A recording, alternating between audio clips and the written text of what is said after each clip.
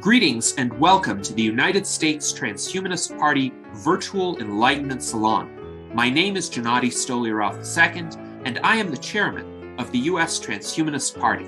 Here we hold conversations with some of the world's leading thinkers in longevity, science, technology, philosophy, and politics.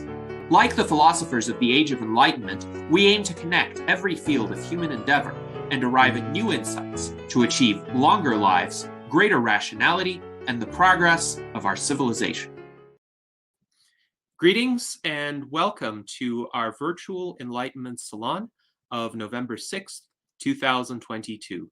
I'm pleased to bring to you today an illustrious panel discussing some of the cutting-edge advances and scientific research into aging and longevity and how we can improve our health and fitness.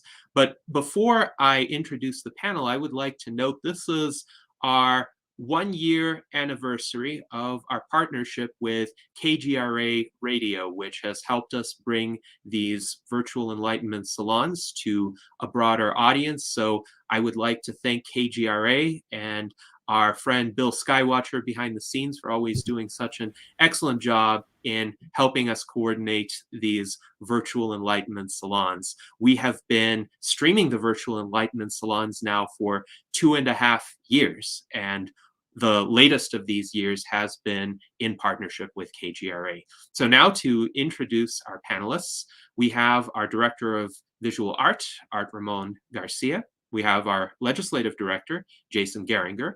We have our Director of Longevity Outreach, Ben Vollweg. We have our Biotechnology Advisor and Founder and CEO of Sierra Sciences, Dr. Bill Andrews, and our two distinguished guests for today, who will be giving the introductory presentation, are Dr. Dudley Lamming and Dr. Adam Konopka. Dr. Dudley Lamming is a faculty member of the Division of Endocrinology, Diabetes and Metabolism within the University of Wisconsin Department of Medicine. He is a fellow of the American Aging Association and the Gerontological Society of America, a recipient of the Gerontological Society of America Nathan Schock New Investigator Award, and the American Physiological Society and Endocrinology and Metabolism Section New Investigator Award, and an editorial board member of several peer-reviewed scientific journals. Dr. Adam Konopka is a faculty member in the Division of Geriatrics and Gerontology within the University of Wisconsin Department of Medicine.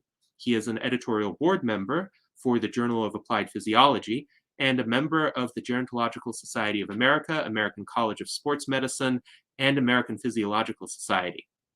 Dr. Konopka has been selected as a reviewer for several journals, including the Journal of Gerontology, Biological Sciences, Aging Cell, Geroscience, Science Advances, Scientific Reports, and Journal of Physiology. So welcome to both Dudley Lamming and Adam Konopka. It is a pleasure to have you join us today, and please begin with your presentation.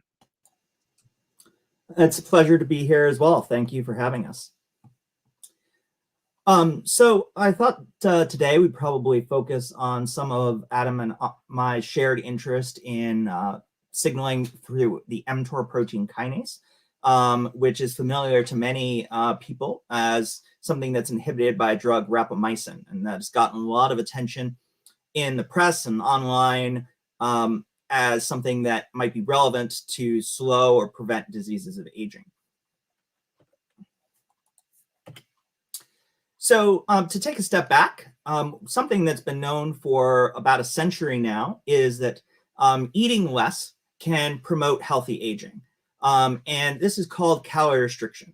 Typically speaking, this is something that is done all the time in rodents. It's been done in higher species as well, including non-human primates.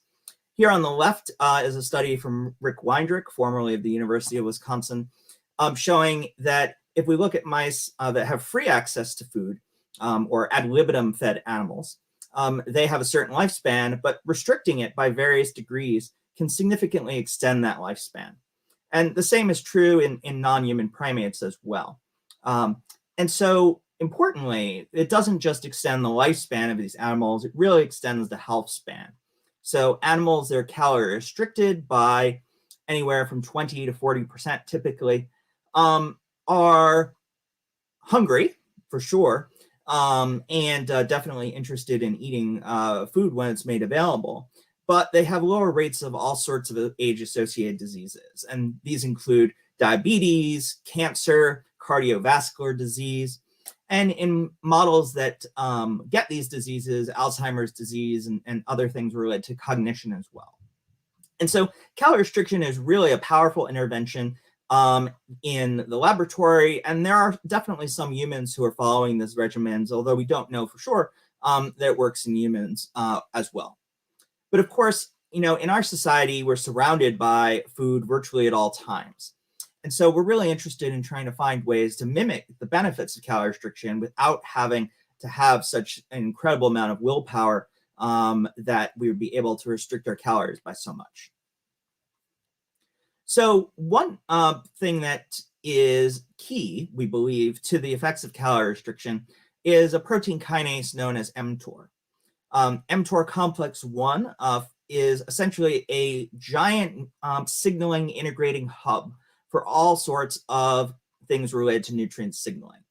And mTOR directly or indirectly senses things like the level of amino acids and protein, the amount of glucose, and things like cholesterol and lipids as well. And so when all of these are present, mTOR complex 1 turns on pro-growth signaling.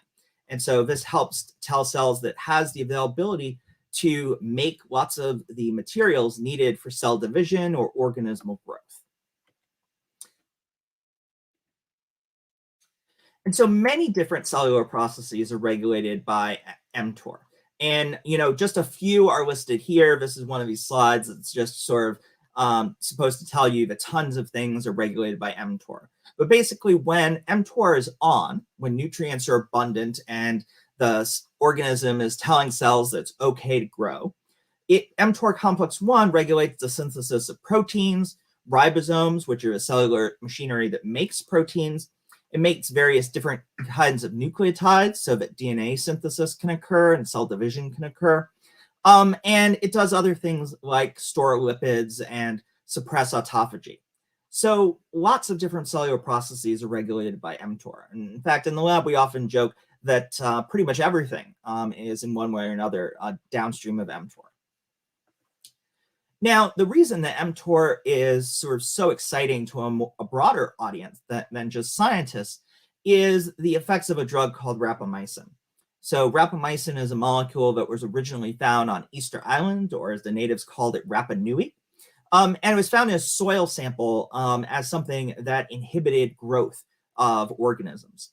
And to make a long story short, it eventually became commercialized on one hand as an immunosuppressant because it suppresses the immune system. It tells T cells and so on not to proliferate in response to antigens. This is useful for organ transplantation. But there was some thought that maybe this could be useful from an aging context as well. And it turns out there are a lot of suggestive data that says that mTOR signaling overall promotes not only cell growth and organismal growth and development, but also accelerates aging. And so mTOR signaling seems to be at a higher level than optimal in all different sorts of cell types, particularly we know the most in rodents.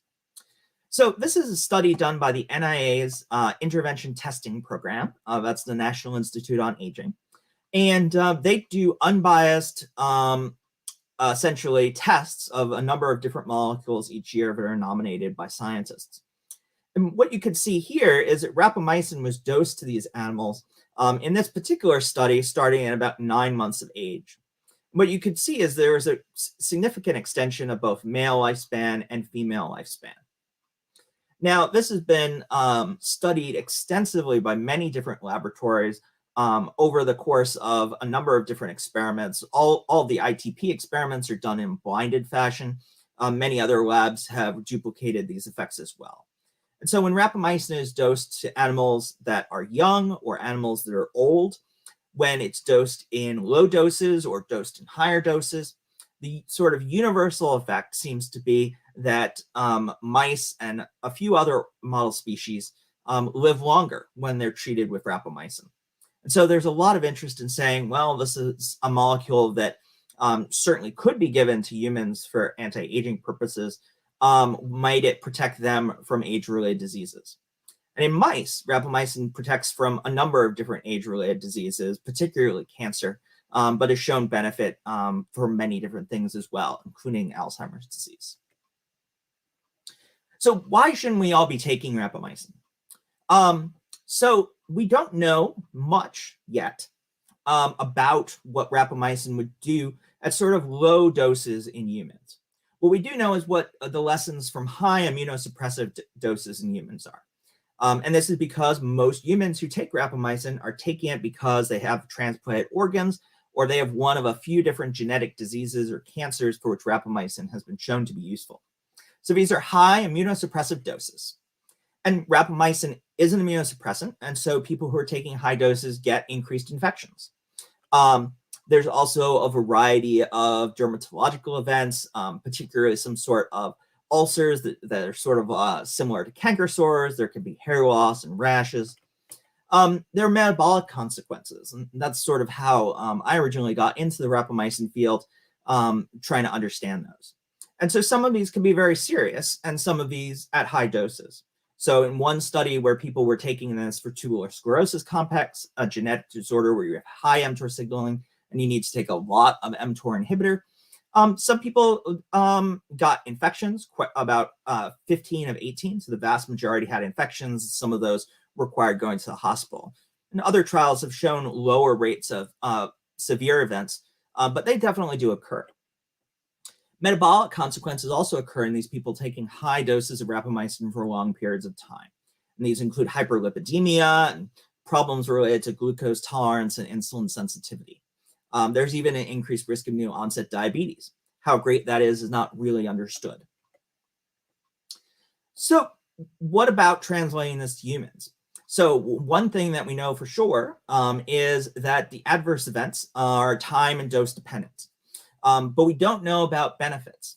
We think that low doses of rapamycin and its analogs, such as everolimus or temsirolimus, are likely much safer, but we don't know how safe and how efficacious they might be, even in rodents. And so that's sort of a gap in our knowledge, and we definitely don't know how safe and efficacious they might be in humans for disease of aging.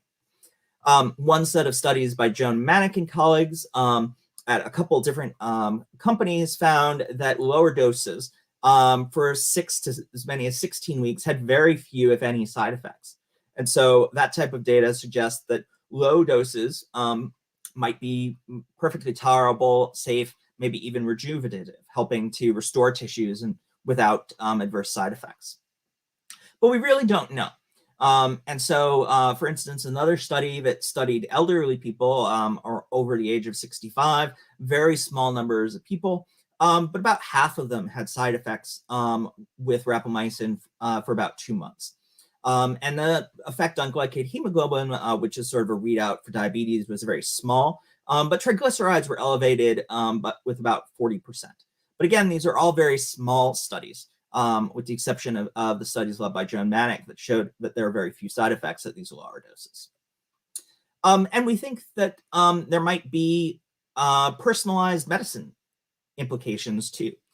We don't know for sure, but work that has been done in rodents definitely suggests that genes and diet, and you can imagine pre-existing diseases as well, is likely going to impact our response to rapamycin. Adam, do you want to take over, or do you want me to keep going? You can keep going. I think this is more your data. Sure. So this is some glucose tolerance tests that were done in mice. Basically, if you look at mice that are treated with either vehicle or rapamycin, and it doesn't really matter whether it's via IP injection or it's middle-aged mice given rapamycin in a diet or older mice given rapamycin in a diet, universally you get glucose intolerance. That's not true in humans, as far as we know. This is not a universal response in humans, but some humans do have this type of response. And what we found in mouse research that I did when I was a postdoc was that this is really an effect on hepatic gluconeogenesis. So rapamycin actually has effects in multiple different tissues, not just the liver. It affects insulin sensitivity in muscle and adipose tissue, maybe other tissues as well. But what we found in mice was that it actually doubled the rate of hepatic glucose production by the liver. And the livers of those mice that were treated with rapamycin chronically at a relatively high dose for about 3 weeks, they became much less insulin sensitive. So this is an experiment where we test how insulin sensitive the liver is. In the vehicle-treated mice, about 70% of hepatic glucose production shuts down when we give the mice insulin, but only about 40% does in the rapamycin-treated animals. Remember, those animals are producing more glucose to start with. And so overall, this seems to be a very important effect. Now, why this was so interesting was that it sort of gave us a handle to try and understand the mechanism of some of the side effects of rapamycin. And so we talked about mTOR complex 1 as a central nutrient hub, but there's also a second mTOR complex 2. And mTOR complex 2 is actually involved in transducing signaling from the insulin and IGF receptor downstream to many different processes, including mTOR complex 1. And something that had been investigated a little bit previously was that rapamycin, when given chronically, not only inhibits mTOR complex 1, but also inhibits mTOR complex 2. And so what we were able to show was that in mice that are given rapamycin chronically, we get disruption of both mTOR complexes. Now, this is a Western blot. This is the type of blot where we're looking at different proteins. And we immunoprecipitated mTOR with an antibody against mTOR, and then probed for its association with either Raptor, which is a protein component of mTOR complex 1, or Richter, which is a protein component of mTOR complex 2. And what we saw was that in the rapamycin-treated animals, we were unable to really pull down very much Raptor or Richter, but we pulled down a lot in the vehicle-treated group. And so this told us that, contrary to our initial expectations, this rapamycin, even though it's a very targeted molecule, it really only has one target at low concentrations. But when it builds up, particularly in vivo in mice, it can inhibit the second mTOR containing complex as well. And so overall, the effects of rapamycin on hepatic insulin resistance are mediated by this disruption of hepatic mTOR2. And we tested this using genetic models where we knocked out Richter either in adult mice or specifically in the liver of young mice. And a number of other groups, particularly Brian Kennedy's group in 2015, showed that not only is this true in liver and white adipose tissue and skeletal muscle, but also in heart, pancreas, spleen, lung, virtually every tissue. And so mTOR complex 2 has a whole bunch of different downstream processes. And not only, we think a lot of them are mediated by AKT. Michael Hall's lab and Andreas Sukas have done a lot of work showing that some of the effects on glucose tolerance are related to inhibited AKT signaling. But there are tons of other substrates that are also regulated by mTOR complex 2. And I think overall, we tend not to know too much about that, although our knowledge of mTOR complex 2 has been expanding for years now. So a good question is, does rapamycin promote longevity via inhibition of mTOR complex 1, mTOR complex 2, or both? And we tested this using various genetic mouse models. What we found was that while inhibition of mTOR complex 1 genetically or with rapamycin extends lifespan, when we knock out Richter, which is a component of mTOR complex 2, we get shorter lifespan. So here we saw a 40% decrease in male Richter heterozygous mice. If we made a whole body knockout where we induced it in adult animals, there was again sort of a 40% or greater effect on median lifespan, where the mice are short-lived when they lose one or more copies of Richter. And this was true in other studies as well. This is a more recent study looking at Richter in the liver. Here's Richter in the hypothalamus. In all of these cases, we see animals that are living shorter and that are more frail. And so by knockout, what I mean is we are using genetic techniques to delete this one essential component of mTOR complex 2 named Richter, specifically in the case of the liver, in the hepatocytes of the liver. In the case of a hypothalamus, this is using a driver that's specific for some of the neurons in the hypothalamus. Same thing with adipose tissue. If we look at that, we see that there's an overall effect of Richter loss on lifespan as well. The animals live shorter when we inhibit components of mTOR complex 2. And so overall, we've come up with a model, and this model is that acutely rapamycin inhibits mTOR complex 1, and normally mTOR complex 1 signaling limits lifespan. And so by inhibiting mTOR complex 1, we can get effects where we extend lifespan and extend health span as well. But there's also this chronic effect of rapamycin where we inhibit mTOR complex 2. And if we inhibit mTOR2 chronically, we get negative effects, particularly on male lifespan, maybe not so much on female lifespan, but we do see that sometimes now. And we get limiting effects on health span. And so depending on the tissue, mice lacking mTOR complex 2 tend to be fatter, frailer, as well, and have impaired insulin sensitivity compared to control mice. So some people, I should say, believe that signaling mTOR complex 2 inhibition is bad for longevity, is sort of too simplistic a model. And I will say that that probably is true, but the vast majority of evidence suggests that the more mTOR complex 2 activity you have, the better. And in fact, this has been shown in flies as well now by Wei-Bai's group, that overexpression of Richter, so increasing mTOR complex 2 signaling in Drosophila, extends their lifespan.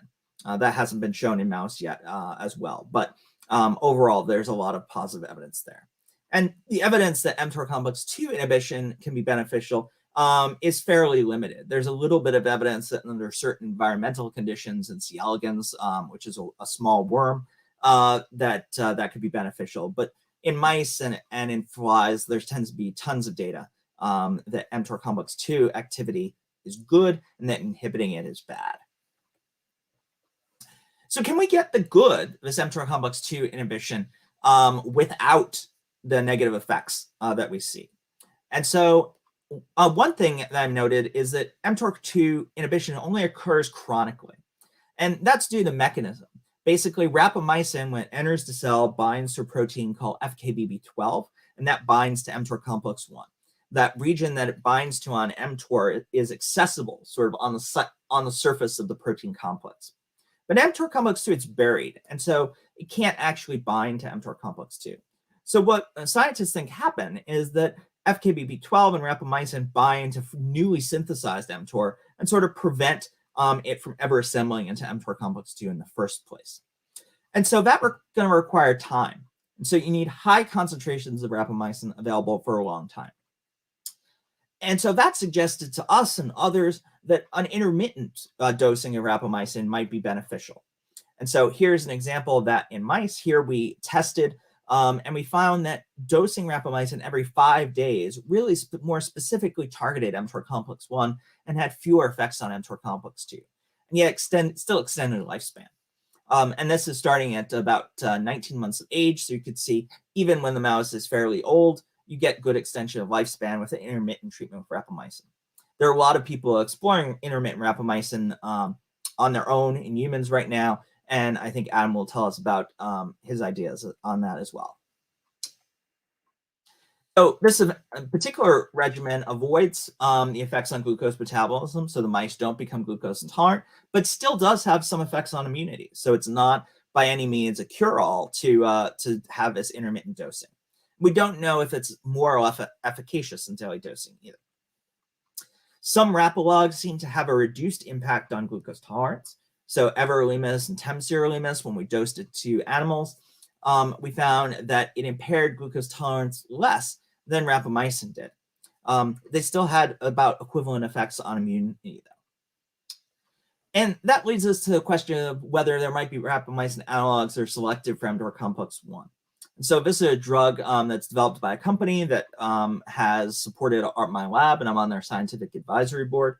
But this particular molecule, DL001, inhibits mTOR complex 1 quite well. It has similar IC50s as rapamycin.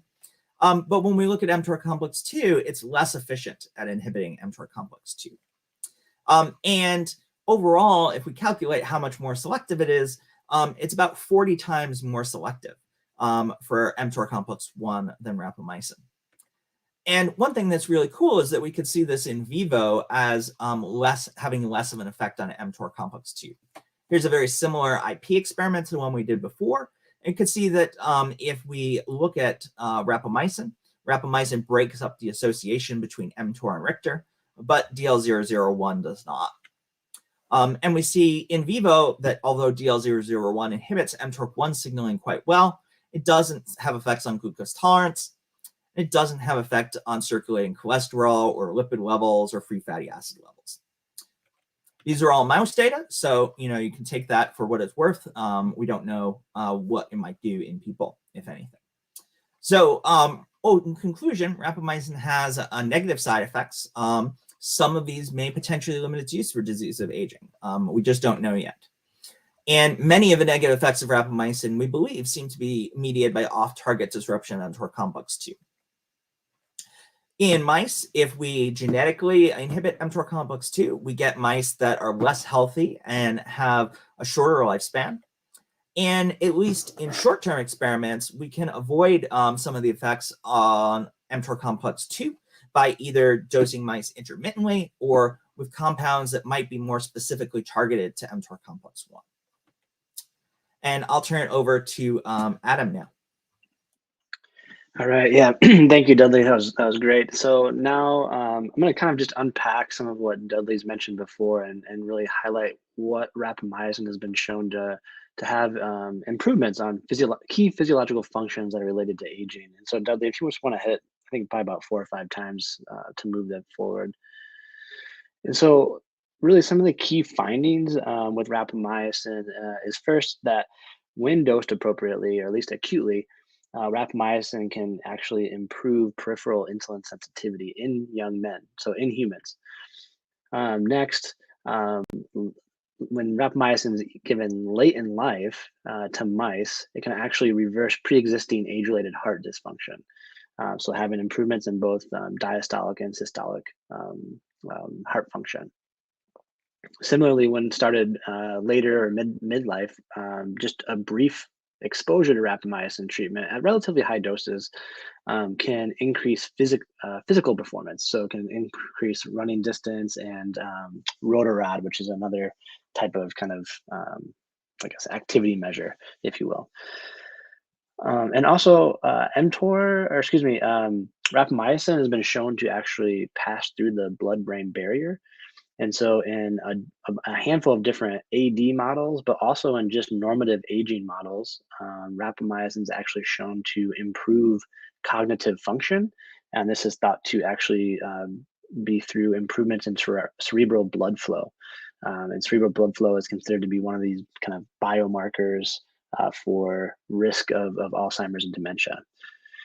And then last, both in mice and in humans, as Dudley mentioned earlier, short-term everolimus treatment, so about 6 weeks of everolimus, can actually improve the efficacy of the influenza flu vaccine in older adults. And so I think those are all really critical findings that suggest that rapamycin not only can extend longevity in mice and different preclinical models, but there's also a lot of data to suggest it can actually improve the health span or some of these key physiological outcomes. So Dudley, if you want to hit it again. Obviously, there's risk of adverse events, and I think Dudley has already discussed these, but these are all related to chronic, long-term dosing regimens that increase the risk of these different adverse side effects. Next slide. And so, you've seen a similar model that Dudley has mentioned previously, where when you give rapamycin acutely, you can inhibit mTORC1, and even when he discussed his genetic approaches where you can disrupt the mTORC signaling pathway, these all seem to have beneficial impacts on health span and lifespan in multiple models. And then, the chronic high dosing seems to be inhibiting mTORC2 signaling and leading to these adverse events. And so you can hit it again, Dudley. One of the things that we've really identified then through these series of really amazing preclinical work that Dudley's done and others have done is that there seems to be this need to preferentially inhibit mTORC1 signaling rather than mTORC2 to really capitalize on the health span extension while trying to minimize these adverse side effects. And so we want to think about trying to translate these data into human clinical trials and even perhaps just in mainstream, these are, I think, important aspects that we need to address. And go ahead, Dudley. And so kind of one study, we've talked about this Joan Manick study a couple times, but I just wanted to kind of review some of their data because we're kind of using their kind of their prescription, if you will, for our upcoming study. But this is 6 weeks of daily, so 0.5 milligrams per day, or weekly 5 milligrams per week of everolimus. And then they showed is that it improved the influenza vaccine efficacy. And their primary endpoint here is that it needed to increase the efficacy by 1.2-fold in 2 of the 3 vaccine strains tested. And what these data show on the left is that this is full change in the titer response for the flu vaccine, and the two doses that I mentioned, the 0.5 milligram daily, the 5 milligram weekly, and they also did a higher dose, 20 milligrams per week. The first 2 are the 2 different treatments that actually met their primary endpoints of increasing over 1.2-fold relative to placebo for 2 different vaccine strains. So you can go ahead and hit it a couple times. They also modeled that daily and weekly everolimus attenuates mTORC1 signaling, which is important to consider. And then when we look at the AEs, or the adverse events for the daily and the weekly low dose everolimus versus the placebo, there was really no difference in any serious adverse events. And the most common adverse events were transient mild mouth ulcers. So this was in about 11% of the everolimus treated group versus 2% for the placebo. And then there's also an increase in total cholesterol, or LDL, which is about 7% in the treatment group versus the placebo. So collectively, when we look at these data, they would suggest that low daily or weekly intermittent doses of everolimus appear to be safe, tolerable. They hit the molecular endpoint of mTORC1 signaling, and they improve vaccine efficacy in older adults. And so we wanted to extend these findings in our clinical trial. And so if we want to hit the next slide. The objectives of our trial is really to determine if everolimus can safely promote, I would say, multiple indices of physiological aging in humans, or health span. And then we also want to determine if everolimus selectively inhibits mTORC1 signaling and modifies hallmarks of aging in blood and skeletal muscle. And so we are going to be doing a longer term study, about 24 weeks, which we'll talk about next. But our hypothesis here is that we believe that everolimus will selectively inhibit mTORC1 signaling and improve metabolic, cardiac, cognitive, physical, and immune function in older insulin-resistant adults who are about 55 to 80 years old, and they are free of disease. And I'll expand on kind of some of the rationale for these objectives and hypotheses in the next slide. And so here's our overview. So this is a phase 2A randomized double-blinded clinical trial. And so, as I mentioned, we're going to be testing 24 weeks of everolimus versus a corresponding placebo. We are going to use the same kind of regimen as the Joan Manick study, since it had some promising impacts on immune and influenza vaccine efficacy. So we'll be giving them participants daily 0.5 milligram dose of everolimus, or a weekly 5 milligram dose. And our primary outcome is going to be measuring insulin sensitivity through an oral glucose tolerance test. But we also will have individuals wear continuous glucose monitors before, during, and after, towards the end of the intervention. We'll be measuring cardiac function through echocardiogram, since there's been some promising data in both mice and dogs. We'll be looking at physical outcomes, physical function outcomes through VO2 max testing, which is arguably one of the best prognostic markers of health span and morbidity in humans. We'll also measure skeletal muscle strength and power. Our cognitive outcomes are going to be using a really, I would say, an innovative 4D MRI of the brain to measure cerebral blood flow in both the macro and micro vessels, as well as doing some cognitive functions to evaluate memory and learning. And then last, we're using a similar protocol as the MANIC study, where 2 weeks after they finish their last treatment dose, we'll be giving the influenza vaccine and testing their influenza vaccine response. In addition to that, we're going to be completing a multi-omics approach to try to fully investigate the mechanisms of aging by which mTORC1 can hopefully improve these fundamental biological hallmarks of aging. So that includes metabolomics, lipidomics, transcriptomics, proteomics. We will be doing DNA methylation, so we'll be able to look at a lot of these methylation clocks. We'll look at our immune cells, our mitochondrial bioenergetics, and then through recent funding through the impetus longevity mechanism, we'll be looking at the senescence-associated secretory phenotype. And so these are all really considered kind of biomarkers or hallmarks of biological aging. We're going to be recruiting older insulin-resistant adults. So we have 72 individuals in total. So there will be 24 that will complete it in each of our group, whether it's the low daily, the intermittent weekly everolimus, or the corresponding placebo. And I'll show you those groups in a bit. The reason that we are picking older insulin-resistant adults is when looking at this age bracket, there's a large proportion of the United States that are insulin resistant. Both age and insulin resistance are characterized by having hyperactive mTORC1 signaling in many tissues. And when we look at insulin resistance, well, we know that age is a risk factor for nearly every chronic condition, but insulin resistance further elevates that risk, especially for type 2 diabetes, cardiovascular disease, frailty, dementia, and immunosenescence. And importantly, these are all have been delayed by mTORC1 inhibition in model systems.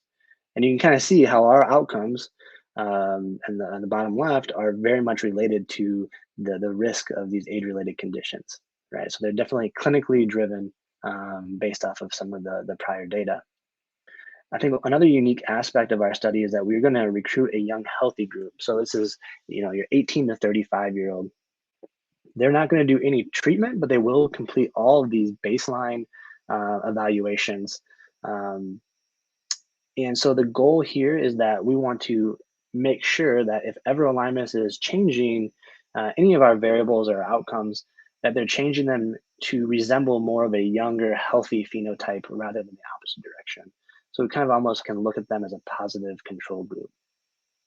And actually, if you want to go back real quick, Dudley, I forgot to mention that, these biological markers that we're looking at, we're going to be collecting blood, urine, saliva, and skeletal muscle biopsies. So we're really going to be able to look at some of these fundamental mechanisms of aging in a variety of different tissues that we'll obtain from our participants. This is just another way of looking at the study design. I don't think we need to spend too much time here, but we can go on to the next one. And so what I think we're doing, I think a really interesting approach to this study, and we're using what's called a double dummy design.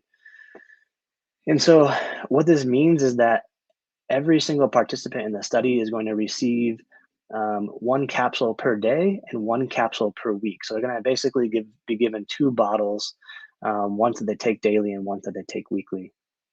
So for the placebo group, this is placebo for both bottle A and bottle B.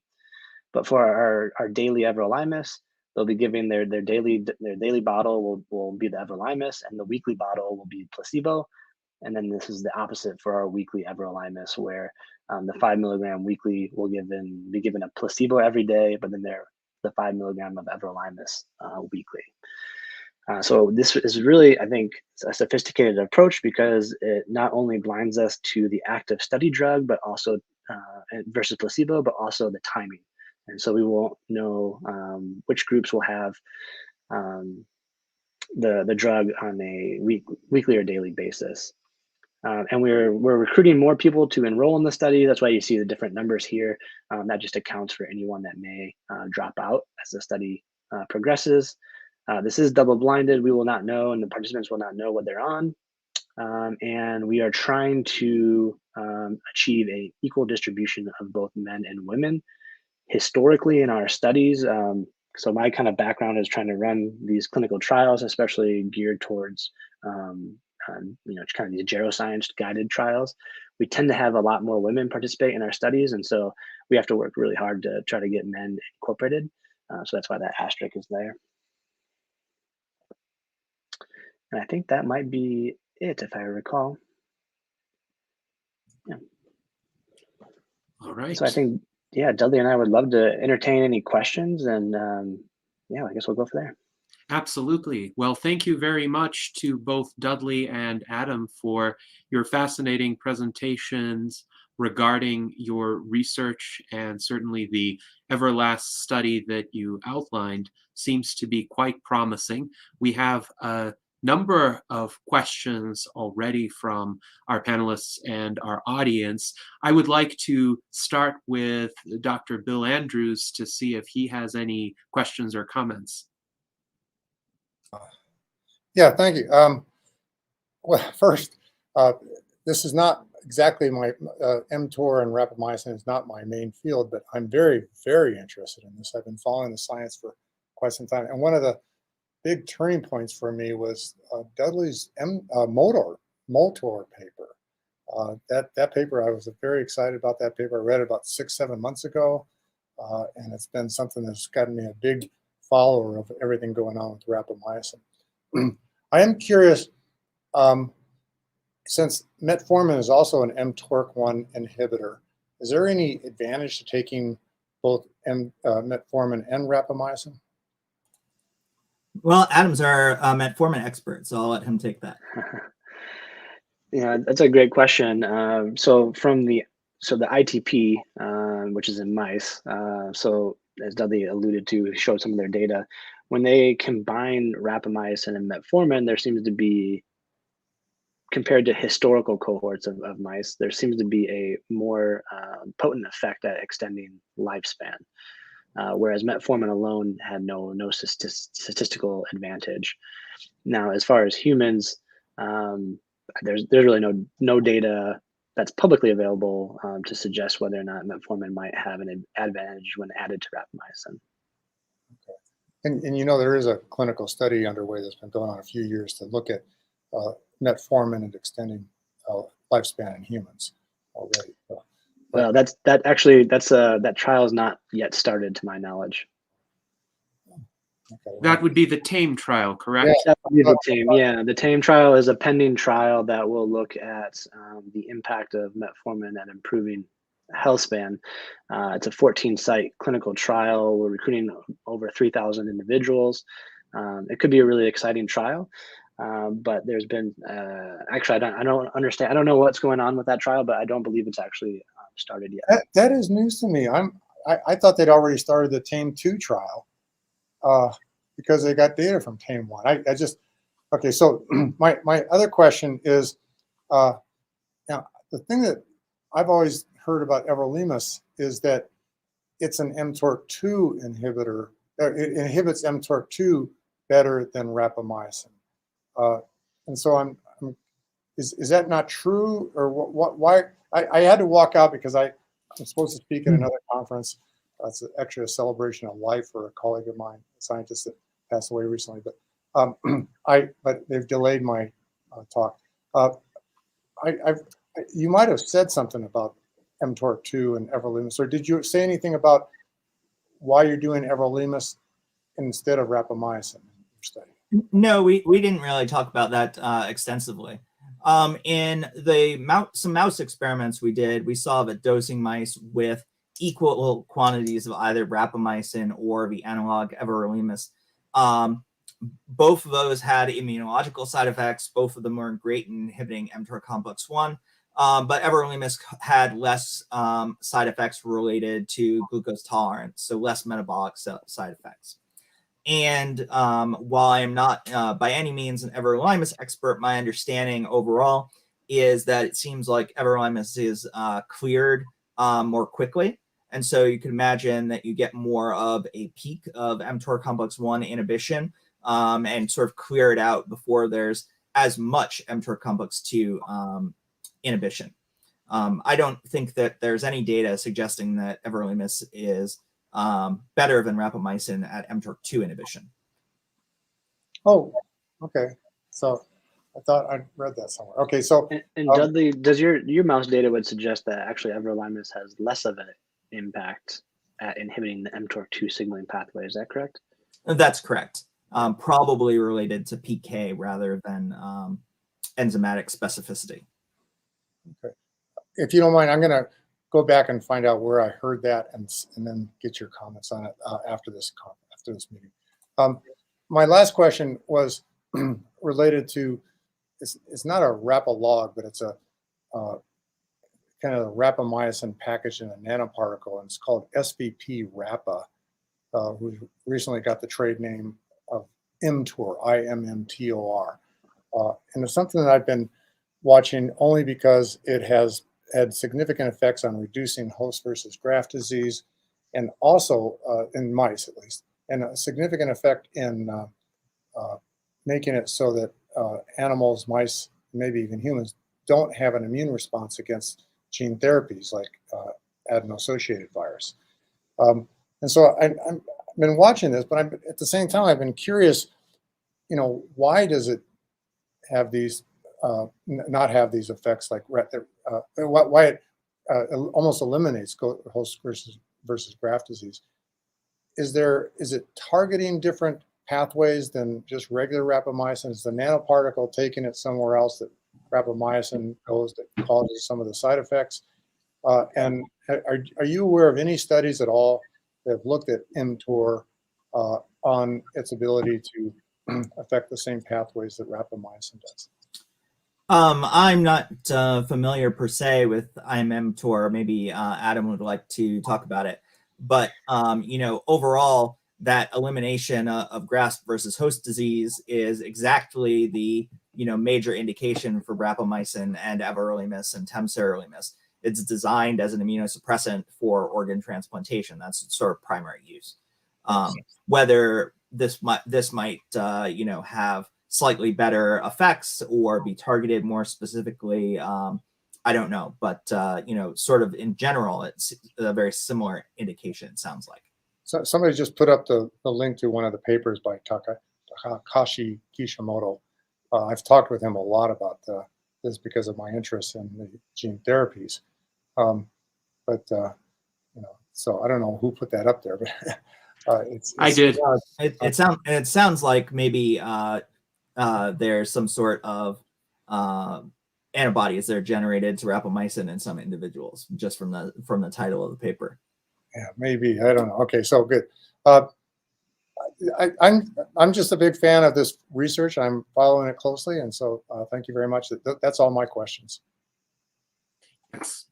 Thank you very much to Bill for those questions, and to Dudley and Adam for your responses.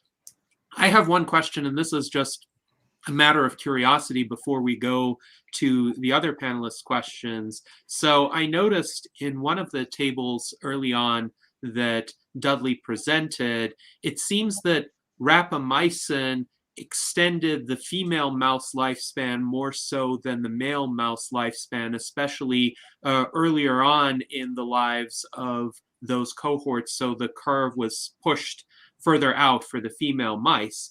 And have the reasons for this differential effect been studied? There's definitely interest in understanding why that is. What I can tell you is that across all interventions in the sort of PI3K signaling all the way downstream to S6K, which is downstream of mTOR complex 1, every genetic model that's been made in a mouse, be it inhibition of S6K1, inhibition partial or inhibition of mTOR signaling, inhibition of insulin receptor substrate signaling, insulin receptor signaling, PI3K signaling, AKT signaling, all of these interventions, they all work better in females than males, unless you increase dosing for rapamycin, and you can sort of get them to work equally well. So whether that's a dosing response or whether females are just more primed to having a better response to rapamycin for reasons that we don't know, it seems like this is a pretty conserved response. And I'll say that the NIA's intervention testing program has found other drugs that work better in males. So, there might be, interesting combinations therapies in the future too. Yes, thank you very much for that response. And now let us go to Jason Geringer. Jason, I know you have a few questions. I was wondering if you could talk a little more about the hyperlipidemia issues and how rapamycin has effects on that, and is how much of an issue would somebody with high cholesterol, have. And I was wondering if you could maybe just explain the difference between acute and chronic when it comes to like dosages and that kind of stuff. I mean, most people probably know what it means when it comes to pain, but and then also I wanted to know, this study you're talking about, this was a study you guys are going to do and it's coming up and pretty soon then, or what's up? I'll do lipids, and then maybe we can jump to Adam, because there's a lot of questions here. So just to sort of do lipids first, we don't really know what lipids, what the consequence of hyperlipidemia induced by rapamycin is. There's one mouse study that suggests that rapamycin is good for cardiovascular disease in a mouse. Just one study that I'm aware of, so it's not been explored to extensively in any event. And more importantly, mice have a lot of dissimilarities between humans. So mice actually almost never get atherosclerosis normally, even if they're on terrible diets. And of course, humans do. So exactly what the consequences are, we don't know. And one reason we don't know is that people who take rapamycin for organ transplantation in particular, there's a zillion immunosuppressants now. And so if people get hyperlipidemia on rapamycin, typically their doctor is just going to switch them to a different immunosuppressant. So we don't know what the long-term consequences might be. I'll let Adam take all the study-related questions and so on. Yeah, so your question, Jason, we are about to start our study. So we're trying to get off the ground here in the first quarter of 2023.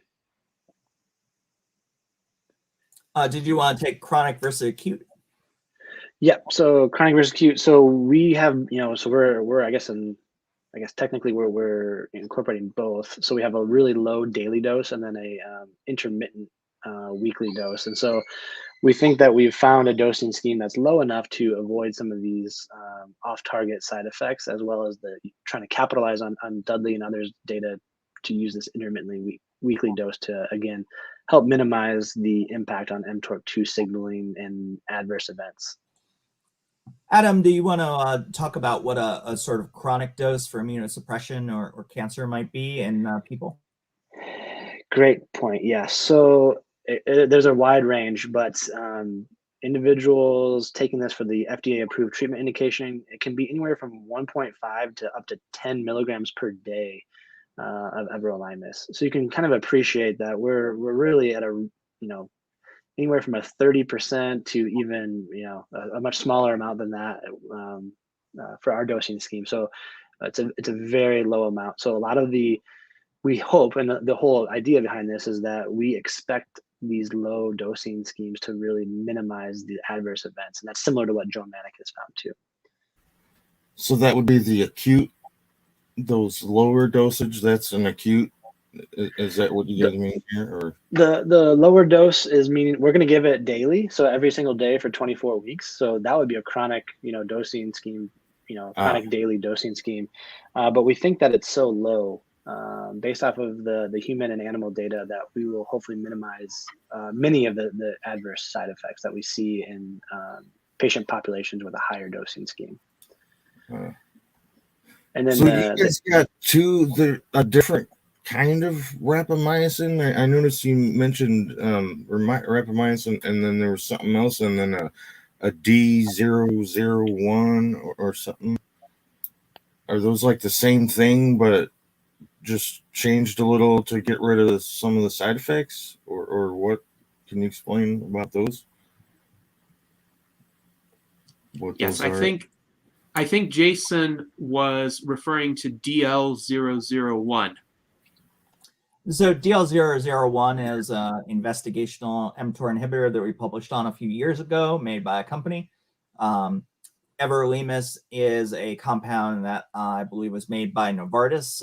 It has a small chemical modification that probably has a variety of different purposes.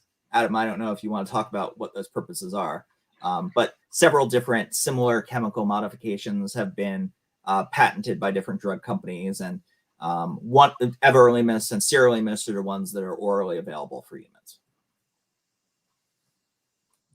Sirolimus is just another name for rapamycin.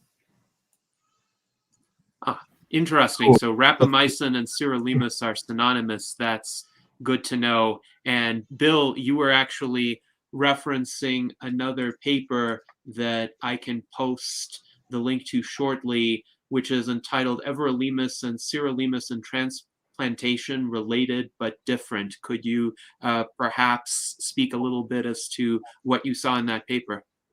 Well, I told Dudley I would send that paper later, but I found it really quick. It's the paper that I thought said that everolimus was better at interacting or inhibiting mTORC2, but I'm actually thinking that I might be misreading that paper. But that was what led me to believe. Let me bring up that abstract right now. Look at it. Is it just interacting or is it inhibiting? I mean, that it does appear to be what it says, but to my knowledge, that is not true, at least in cell culture. Whether it's true in an organismal, in this particular organism, that seems to be, but we can certainly investigate. Certainly seems to have less mTOR complex 2 mediated side effects in the mice that we've looked at. Yeah, I'm very familiar with irreproducible studies, so good. I'd be interested in what you. So your study's using everolimus and not rapamycin, then? Adam. Yes, that's correct. And so part of that is due to some of the pharmacokinetics, as Dudley kind of alluded to earlier. It gets cleared faster.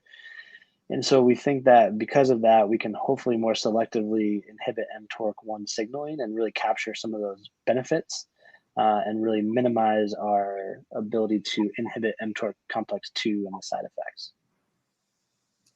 Yes, thank you very much. And now we have a related question from our friend Daniel Tweed, who wonders, are other anti-organ rejection drugs generally being studied for possible lifespan or health span effects? So rapamycin or sirolimus and everolimus have been studied, and then DL001, Dudley discussed a bit in regard to the studies about that. Are you aware of any other anti-organ rejection medicines that might have those kinds of effects and are being studied for those effects?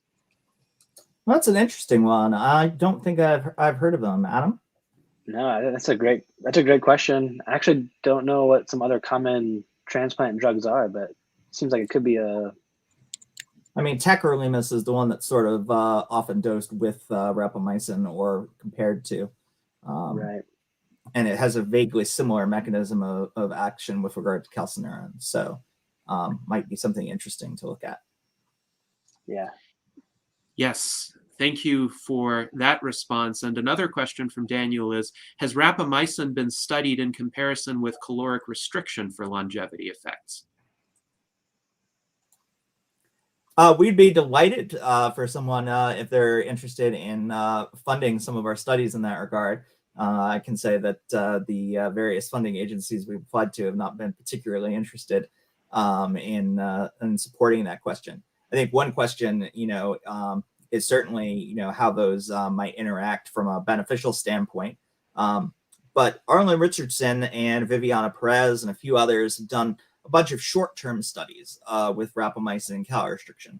And the surprising finding from their studies is that from a molecular standpoint, it seems that they have very different effects in the liver and the white adipose tissue on the metabolites that are in the blood.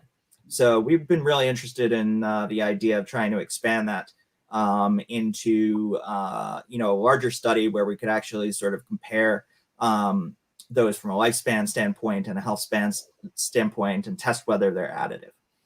So that's something that definitely anyone who's interested, feel free to reach out. Yes, indeed. Well, I'm glad that you're interested in exploring this question. I hope that you do get the funding. I know sometimes the funding bodies can be a bit difficult to persuade for various reasons, and we can discuss those reasons perhaps later in the session. But I think this concept is quite intriguing to study. Here's another question from Chasing Bob. He wonders, with regard to the Everlast study, will you be testing the VO2 max of the older group using a treadmill test? Great question. So yeah, so we are actually going to be using a cycle ergometer or stationary bicycle. So same concept, just a different mode. Generally speaking, for some of the older adults, it's a little bit easier to get on and off the treadmill, and then we don't have to worry about them flying off the back of the treadmill either. Excellent. Well, that does seem like a sensible approach. And I'm a little bit familiar with the treadmill tests myself, so I can definitely see where you're coming from. Now I want to go to Ben Ballweg to see what questions he has. I just have a quickie about mTOR, etc. You did mention about Richter getting knocked out. I wonder what happens with Raptor getting knocked out. Oh, Raptor is a very essential gene. You do not want to knock out Raptor. If you delete it in virtually any tissue, you get sort of very strong anti-proliferative effects. If you successfully keep it knocked out, very bad things happen for health. A lot of the time you get some escapers though, and it sort of reproliferates. So in fact, that's something that's sort of an interesting tangent, which is that a lot of people have studied mTOR kinase inhibitors, which target the kinase activity of mTOR complex 1 rather than rapamycin. And it's an interesting question whether those would be better or worse from rapamycin from an anti-aging perspective, because mTOR complex 1 being inhibited by rapamycin is a little bit of a simplification. A lot of the activities of mTOR complex 1 are inhibited by rapamycin, but some activities are not. And so if you knock out Raptor or you treat with a kinase inhibitor, you're actually inhibiting a different set of downstream processes. And that might be beneficial from a cancer drug perspective. That's why a lot of people have been interested in it. But it might be beneficial or negative from a lifespan perspective. And I think that's something we don't know a lot about.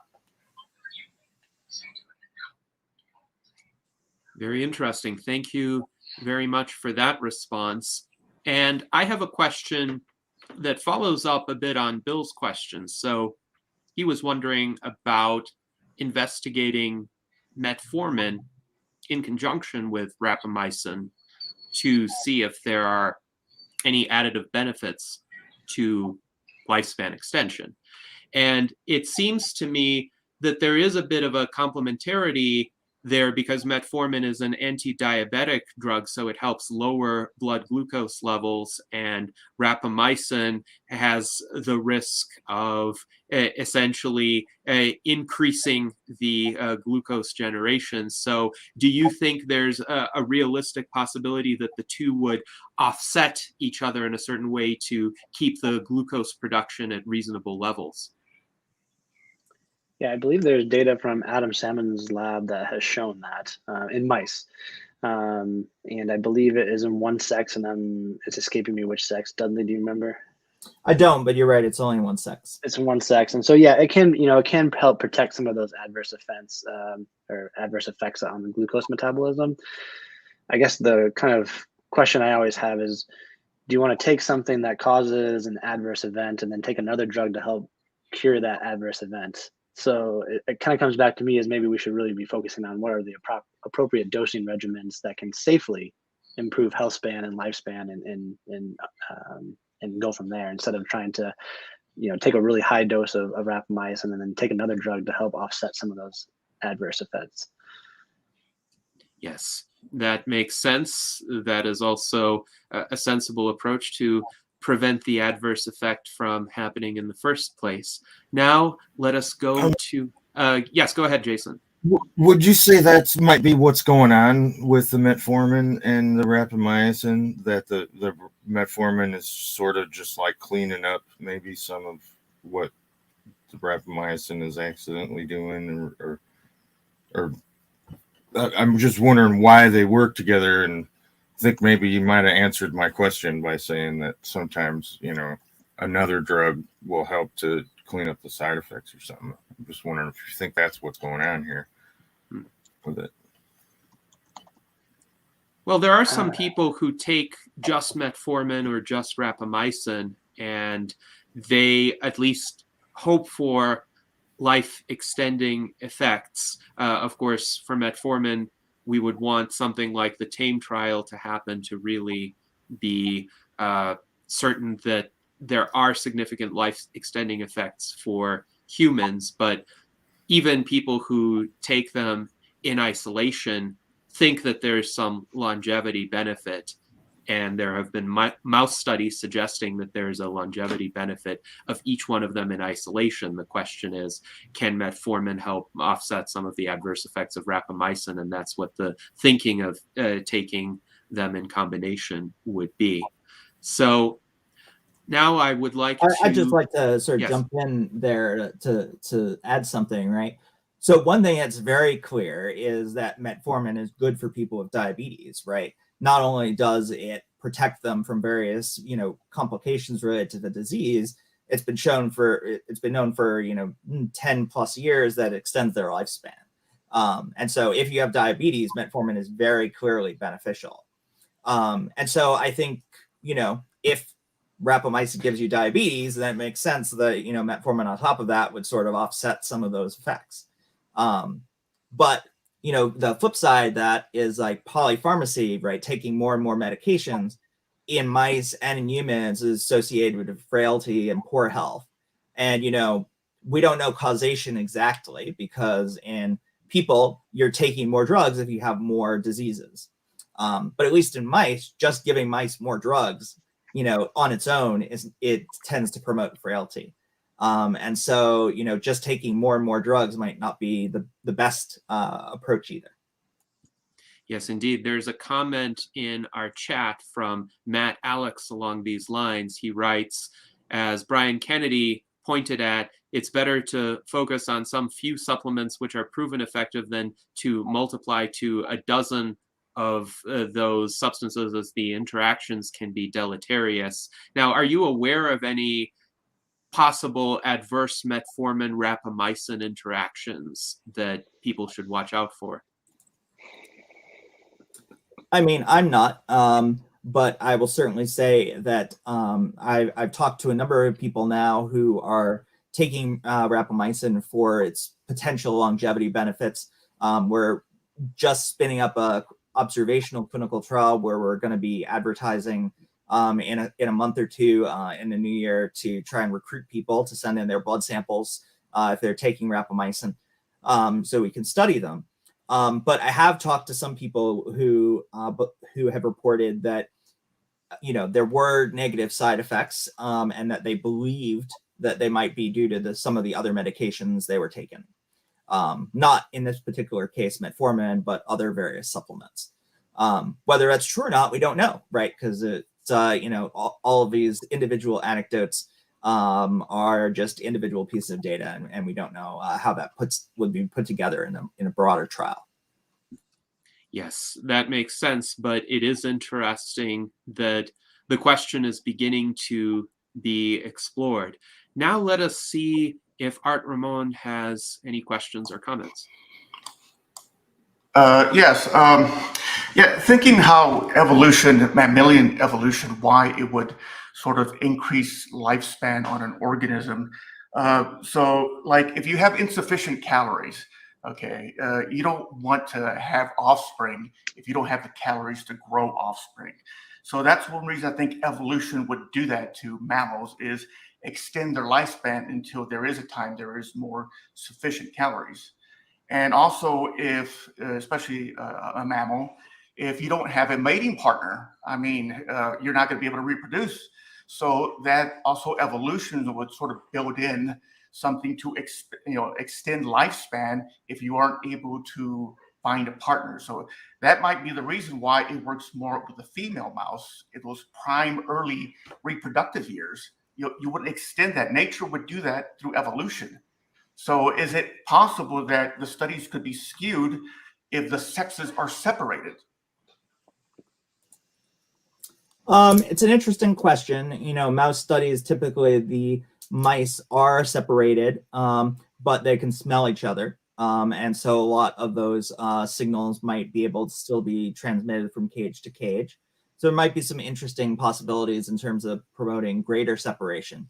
But I will say rapamycin still works in females and works better than males when started at 20 months, which is post reproductive period for female mice. So even works just in that post reproductive phase. Interesting. And I don't think it's quite that reproduction shortens the lifespan of the organism. It's more that organisms that have had to endure periods of prolonged resource scarcity evolve longer lifespans in order to be able to reproduce at some period when there are abundant resources. But also, there is the observation, and Aubrey de Grey and a few others have mentioned it, that essentially evolution stops being concerned with your survival once you've reproduced and perhaps raised your offspring. There is also the grandparent hypothesis, so there might be some sort of adaptive function to having some older individuals around, but essentially the mechanisms that protect one until one has reached reproductive age are no longer operative, and that's one reason why biological aging happens. I don't really see whether or not one has reproduced as determining one's individual lifespan or lengthening or shortening it. Would you agree with that observation? I mean, I'm not aware of any data directly on that standpoint. Certainly, though, particularly from a female perspective, reproduction is very stressful and a mortality risk. Adam? Yeah, I'm not sure if I can comment on that. All right. Well, we have another question from our friend John H., who wonders, are we getting close to the time when I can get my 25-year-old body back? He writes, I miss it more and more as the days go by. And I would echo that, John. I think perhaps we all would. But what would you say in response to your question? What is your view as to the time frame for achieving that kind of biological age reversal? Well, Adam may have different thoughts, but I mean, I think most of the interventions that we're looking at seem to be interventions that slow the rate of aging rather than reverse aging. Even though, as Adam pointed out, rapamycin might be able to sort of rejuvenate the aging heart to some degree based on mouse studies, and that could be very beneficial. I did read a tidbit recently that people only begin to think of themselves as old at about 47 now in the United States. So, anything under that might still people might still be thinking that they feel young. Interesting. And Adam, Dudley suggested you might have a bit of a different perspective. What would you like to add in regard to that question? I don't know if I have much to add. I think, yeah, Dudley's right. So far, it's been more of the slowing or preventing of some of these age-related conditions. There's been some data in mice that have used actually some rapamycin nano or microparticles. This is still preliminary. I don't think it's published yet, but when injecting these particles into the knee joint of the mouse, they can actually help rejuvenate some of the age-related and injury-related arthritis that can occur. So perhaps there's promise for different specific tissues, but I think right now, I think we could probably just say that it would slow or prevent some of these age-related conditions. Mhm. All right. Well, thank you for that response. And our friend Mike Lazine notes that he is 47 and he does not consider himself old at all. So perhaps he is not like the statistical mean American in terms of his outlook on aging. So I wonder also, since we touched on this issue with regard to funding and how easy or how difficult it is to fund particular kinds of studies given the funding bodies that are out there, could you perhaps comment on some of the considerations and some of the challenges involved in that? Sure. I mean, sort of overall, the funding rate for most, grant proposals is on the order of about 15 to 20%. And of course, that means that a lot of grant proposals need to be submitted in order to, get a funded proposal in. And, some ideas are more topical at certain times than others. And so as a result, it may be more relevant, easier to get funding at certain times than others.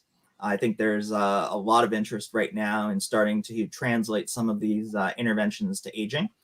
So that's beneficial. And I think one of the reasons that, Adam's been successful in getting some funding for human aging trials, and hopefully we'll be getting some additional funding in the future. But, I think so. I think, it's a great time overall because there's a lot of interest in the aging field right now and trying to think about interventions.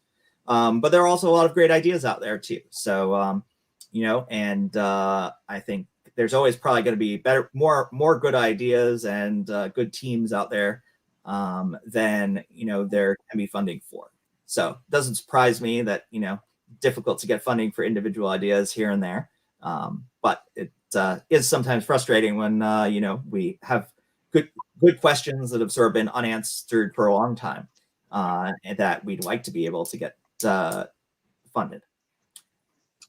Yes, indeed. So, Yeah. Adam, go ahead. Yeah, I think another thing to consider there too is, I mean, the cost of doing cutting edge research has skyrocketed. I mean, much of the other aspects of the country, right? As inflation has really gone through the roof, and so what you can get done on a standard modular R01, which is a common funding mechanism, what you can get accomplished is actually a lot less now. And so those budgets haven't really changed in I think the last 20 plus years, where obviously the cost of doing research has changed dramatically. So I think that's a big hurdle. And then the other aspect too is when you look at the TAME trial that was proposed and it should be starting soon, hopefully. That's like a $50 million budget. It's a big study and it requires a lot of funding. And so hopefully, through some of our initial studies and some other studies that our collaborators or colleagues in the field are running, hopefully we can get to the point where we can, start having these large scale rapamycin or rapalog trials where we can actually make some really big, I would say, differences in the aging field. But it just takes time and it takes these kind of like stepwise progressions to get to that point. Yes, So this is quite interesting. Jason, go ahead. Where's the problem? I mean, where's all the money going? How come it's so expensive? And how can we make it easy? And what would be, where's the problems and where's the ideal way we could do this, do you think? If you had your, I don't know, magic wand and could make the studies how you want, and, how could we fix it, do you think?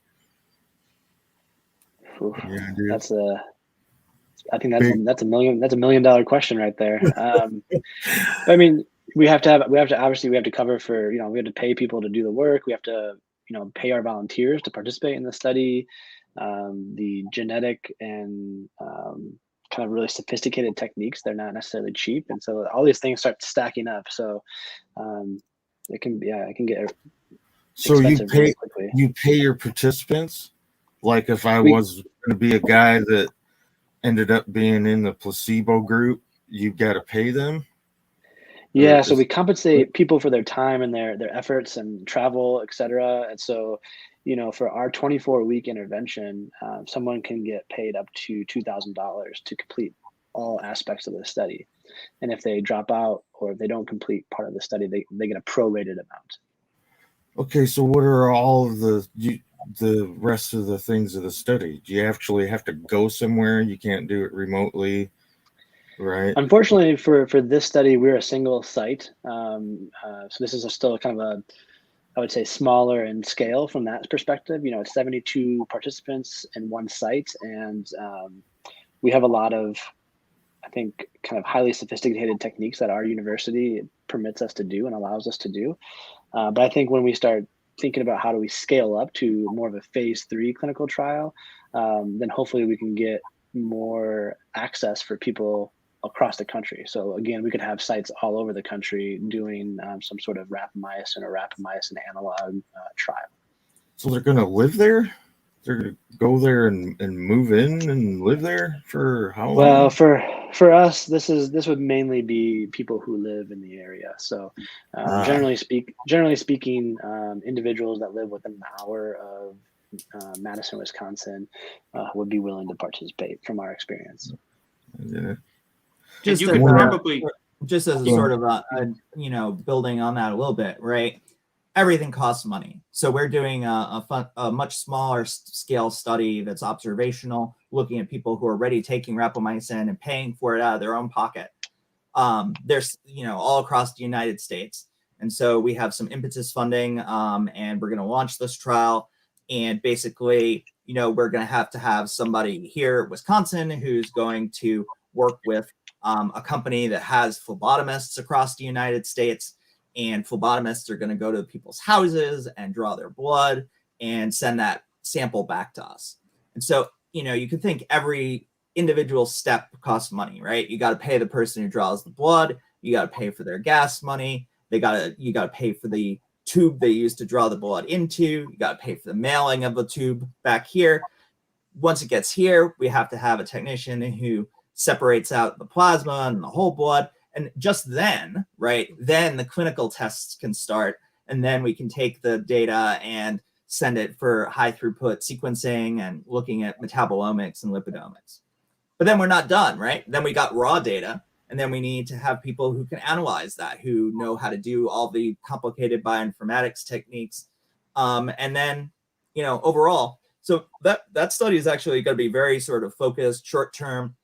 We're going to have about 100 people in that, as well as about 100 controls probably. But overall, right, every one of those things is true for Adam's trial too, but it gets even more complicated because they got to come in, they got to get their blood drawn. Many clinical labs have to be taken at multiple time points. If you take a tissue sample, you got to sterilize the instruments, right? And somebody's got to pay to sterilize the instrument before you take a muscle biopsy. So everything. Yeah, a lot of that money, I must say, goes to inherently making sure that the study itself is going to be accurate.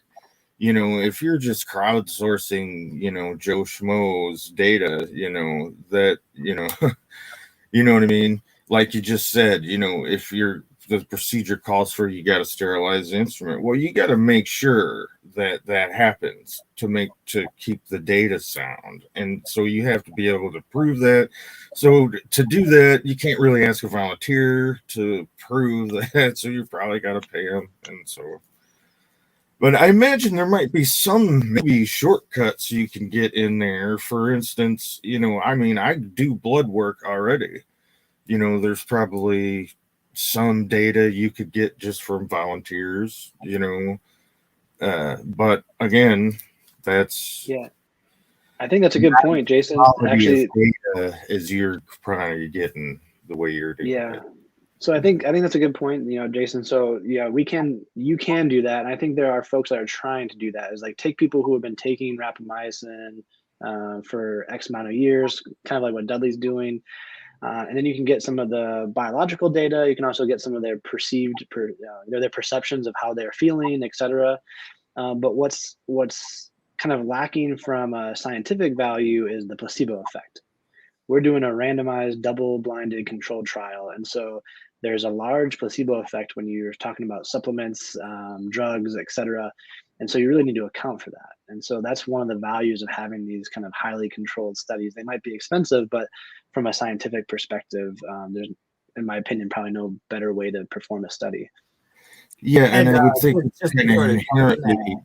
I think, I don't recall exactly what I've heard Joan Manick say on the subject. Maybe you do, Adam. But, she did this very large study, several large studies involving about 1,600 people in total taking various drugs or placebos. And everyone who took the placebo said that, they felt better. It's like more than, I think about half of the people said that they felt better. So they all thought they were on rapamycin, but they weren't. They were on the placebo. So there was a huge placebo effect in these studies. Right. And I imagine it's probably inherently difficult to get somebody to volunteer and then not know that they're on a placebo. I mean, in a way, when they're self-reporting data, I don't know how that would work. You can't trick yourself, I don't know. Hard to make blind, I guess. Yeah. Go ahead. Yes. Ben, you had a question or comment that could dovetail with this discussion. I'm of the impression that you have both been working, I can't say exclusively in aging, but I wanted to know specifically challenges of researching aging versus not researching aging, or researching not aging. I mean, aging research takes longer. And when we do lifespan studies in mouse, right, it's going to take 4 or 5 years to sort of see what the effect of an intervention. So that's sort of a long, expensive study. You sort of have to have the right mindset to be patient. Even if you do a life intervention, it's still going to take a couple of years. And, for various other disease fields, that's a really long period of time. And of course, you can just imagine how patient Adam's going to have to be for his studies if he eventually starts looking at human lifespan on rapalogs. Yes, and it seems, based on your comments, that there's more interest in research into aging now, and perhaps more of a willingness by certain institutions to fund it, but any given dollar of funding will not go as far as it used to because of inflation and perhaps other kinds of constraints. So what do you think can overcome those kinds of limitations?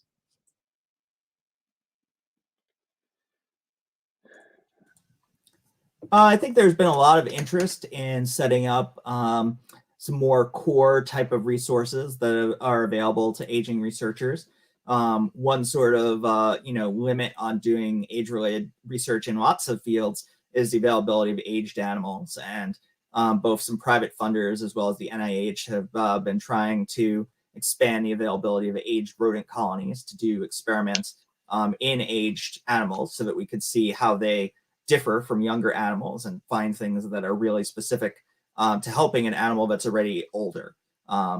Because a lot of people, for cost reasons, do experiments only in young animals.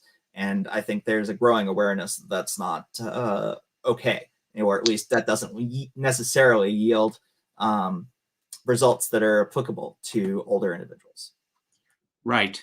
Yes, especially when it comes to the prospect of reversing biological aging, starting with mice or other animals which are already older, and seeing if particular interventions will have effects is especially important. And I have heard other scientists tell me that getting aged mice is sometimes a challenge and can be expensive as well. So it's interesting that getting an older mouse is more expensive than getting a younger mouse. And presumably that is because the mice have to be kept in certain conditions and aged to a point where they're still healthy to a certain extent before the trial begins. And that takes time and that takes effort.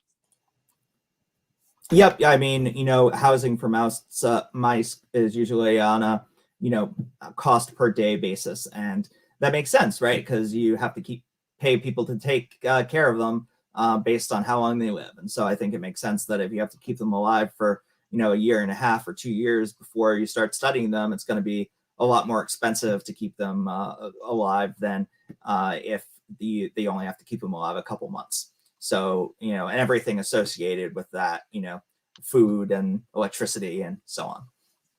Right. And of course, one of the, go ahead. I was gonna say, maybe I'm changing subjects a little bit, but one, I think, aspect or challenge that we haven't talked about too is that as we age, there's an increase in the heterogeneity of the aging response, and so there's a lot of variability from animal to animal, person to person.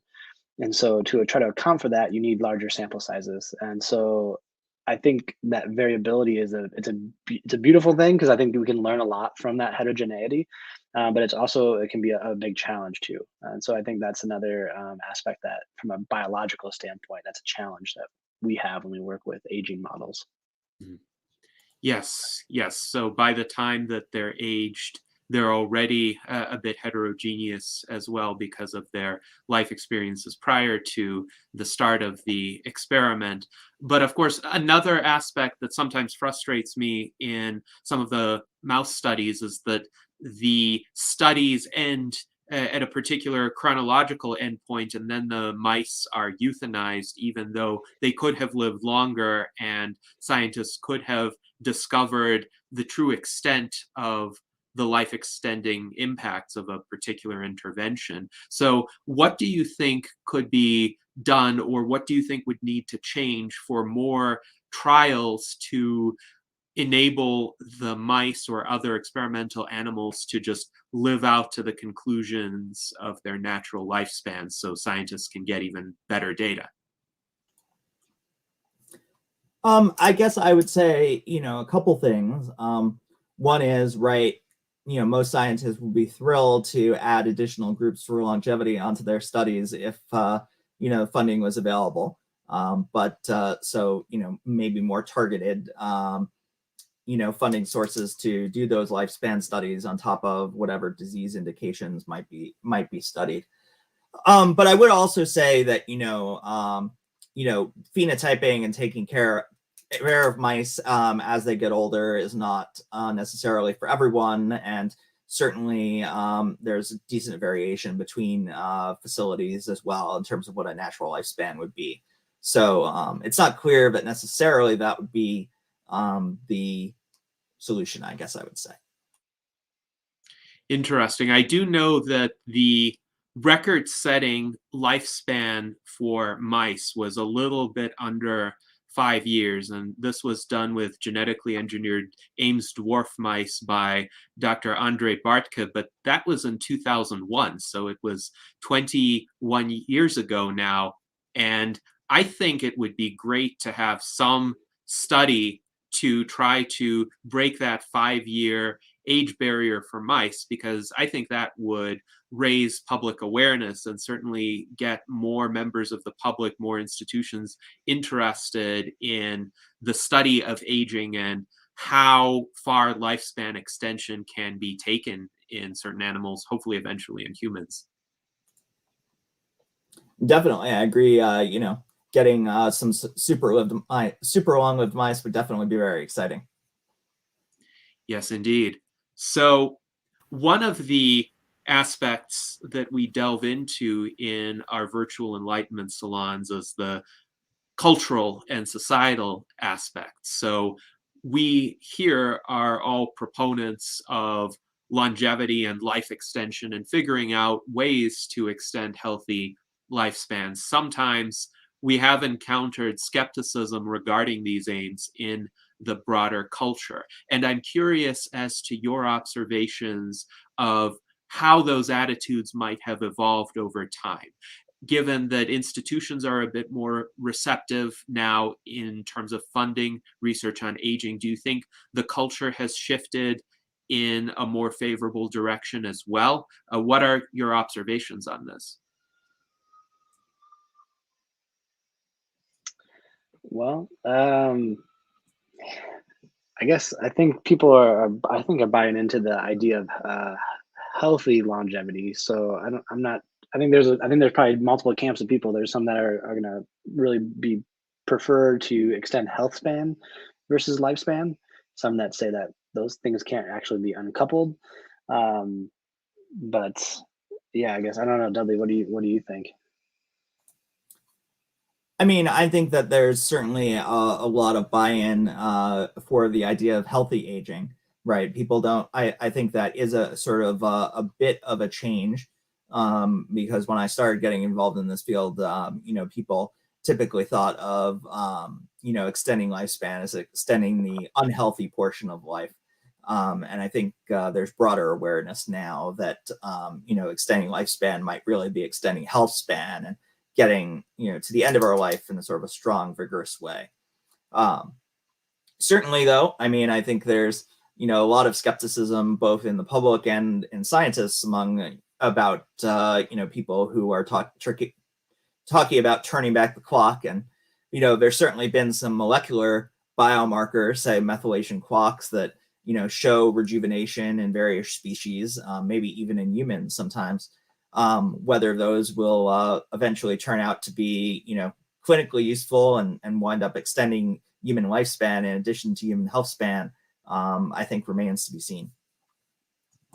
And of course, it's interesting because sometimes one can make progress in one area of aging on one type of aging-related damage, but there could be other types of aging-related damage that still accumulate and cause life expectancy to be about the same. And this is why Aubrey de Grey, for instance, holds that a combination approach is needed to ameliorate all of the major types of aging-related damage at once, so that one could see meaningful lifespan extension and rejuvenation. But it's interesting, too, that so many people have historically held this fallacious view that life extension would mean the extension of the ill and frail period. It seems to me it would be quite difficult to extend that beyond current maximum lifespans today, because when people die, they die of some conditions. So a healthy person doesn't just drop dead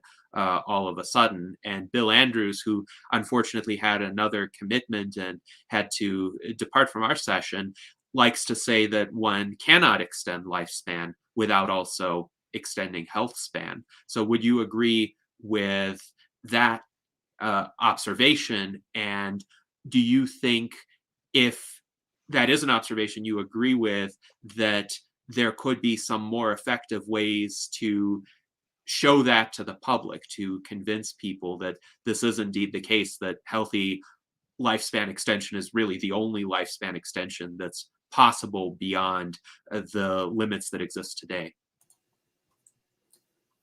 I guess I would say that you've touched on something important, right? And that's, for the last, I don't know how long, 40, 50, 70 years, right? A lot of the interventions that we see are interventions that extend like the last 6 months of life in sort of an unhealthy life.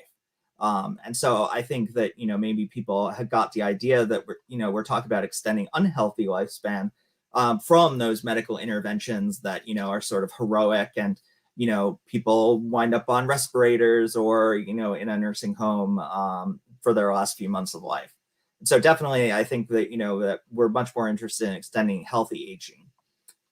Certainly from a, animal standpoint, it does seem that, those can be uncoupled to a degree. And so I don't know that extending lifespan always involves extending the healthy portion of life.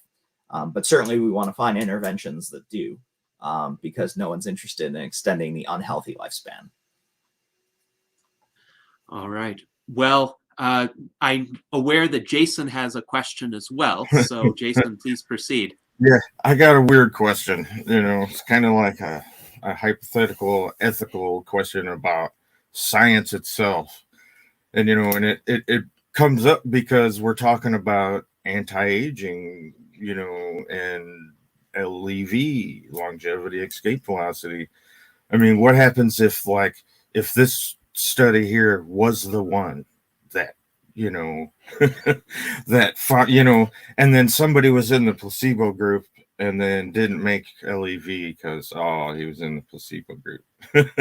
Is that like not ethical? I don't know. Just a weird question, but have you ever had any problems with people being like, "Hey, I'll do a study, but I don't want to be in the placebo group. Can you hook me up?" Has that ever happened?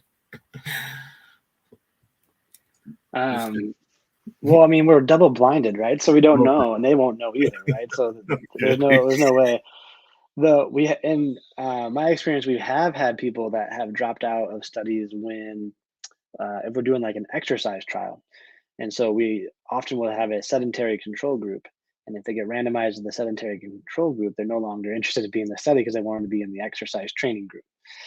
So we do see it from those kind of more lifestyle modification studies that, yeah, people who are in some sort of control that don't get access to whatever the lifestyle modification is, then yes, they will drop out of the study.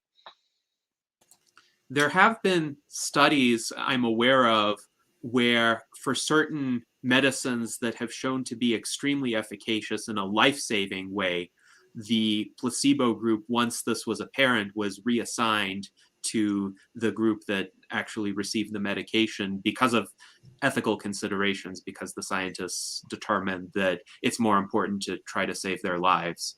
Yeah, and there's also study designs where you get standard of care, right? So you get standard of care that's good, and then they're testing whether or not it's a superior. Is this like a superiority trial? Is this a better medication or a better intervention to further enhance the benefits that we see with standard of care?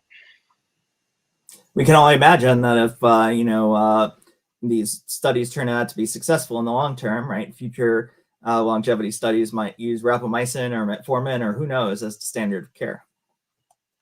I mean, that argument has been made before as, so as far as data in humans so far, I mean, exercise or diet could probably be argued as one of the, most important lifestyle modifications that one can make. And so the question becomes then, do we actually have a placebo, like a sedentary placebo control, or should we actually have an active an active placebo control? So should we be comparing rapamycin to exercise, since that's kind of the standard best bet of improving a variety of different markers and indices of health span? Yes, and that's quite a valid question to ask. I have read, for instance, with regard to metformin, that metformin can mimic the effects of exercise, but if you are already doing exercise, you may be receiving the same effects already as you would from metformin. So it would be very interesting to have an active control group that does regular exercise, and then people on metformin who also do regular exercise, and see if there's any difference. Do you foresee there being any difference with regard to rapamycin between those who exercise and don't take rapamycin versus those who exercise and do take rapamycin? Obviously, the exercise would be at some sort of significant threshold where people are, for instance, endurance athletes, so that it's not just taking a short walk every day. Sure. Well, I think I can speak on a couple of things. First, I'm going to hit the metformin area first, because we have a study that we were published in Aging Cell, and then Charlotte Peterson's group down at University of Kentucky also published a paper. Ours was aerobic or cardiovascular exercise training, somewhere around 70% of VO2 max, and then the Charlotte Peterson's group was resistance or weight training. And both showed that metformin actually inhibited many of the positive benefits that exercise provided. So it attenuated the improvements in VO2 max. It completely prevented the improvements in insulin sensitivity when metformin was added to exercise. When metformin was added to resistance exercise training, it attenuated the gains in muscle mass and muscle function. So I would say that, keep this in mind, that was taking metformin daily. And so I think there's a lot of dosing related questions there. For rapamycin has been used to study how we can inhibit these hypertrophic signaling pathways, and how that it actually has been shown to prevent muscle hypertrophy in response to resistance exercise training. This is when rapamycin is given on the same day of exercise, and this has traditionally been only in young animals. And so I think there's a lot of I think there's a lot of further research and scientific inquiry and how we can combine these kind of health span promoting pharmaceutical options with exercise. I think there's a way that we can do it, but we so far don't have any great data to suggest that we can. Mhm. Yes, this is quite Do you interesting. think we should do it? My question, I mean, what is you think should be the ethical stance of, like, you know, can you just be a slob on the couch and take a pill and be good? Or should you do some exercise? You know what I'm saying? I mean, what should we shoot for here? I mean, Yeah. just curious. But I think there's some interesting questions there, right? That, go sort of far beyond the scope of just thinking about aging research. Like, if we're really concerned about climate change, right? Then, should we be exercising, right? Like, it costs money to produce the exercise equipment, probably a lot of carbon there, probably a lot of energy to run it if you're running a treadmill. You can go Should outside. we be doing those things? You're even producing more CO2 while you're running. So if our primary focus is climate change, then we shouldn't be exercising. We should try and have low carbon energy, neutral issues. So I think you could view that a lot of different ways. And of course, from my standpoint, as both a transhumanist and a humanist, my primary focus is on human well-being, human longevity. Now, I think technology can solve problems like climate change, but in order to have technological innovation, we need to have healthy humans who innovate. And so I would be in favor of any habits that maximize human health and improve human health. Now, the reason why exercise is ethically salutary is because it does improve health. Now, if there could be another way to improve health, another way to achieve the same kind of result, then I don't see necessarily why it would be ethically inferior to exercise. But I do think what Adam explained raises some important questions to longevity enthusiasts in terms of what set of approaches are they interested in, and are those approaches actually complementary, or do they inhibit one another in some way? So it seems, in terms of metformin and the benefits for metformin, right now, a lot of the studies, pretty much all of the studies that I'm aware of, have focused on older individuals. So I'm not aware of any studies on younger individuals or younger individuals who exercise. Of course, there's more of a statistical association between being younger and exercising more often for some fairly obvious reasons. So this is an important question for those longevity enthusiasts who are younger and who do perform regular exercise as to what will benefit them or what might actually offset some of the beneficial effects of what they're doing. Yeah, And just to sort of, jump in, right? It's very clear that exercise has all sorts of benefits that go beyond any effects on longevity, right? There's all sorts of positive associations for health and vigor and even, mental performance. So there's tons of reasons to exercise, but 70% of the American population is overweight or obese. So it's very clear they don't have the exercise habit. And I think, no matter how much you try and instill the exercise habit, there's going to be a very large percent of the population who doesn't get it. Yes. And you could make the argument that could you find a longevity drug that would minimize some of the barriers to exercise for people, right? Do they feel better when they exercise? Does it make exercise a little bit easier for them?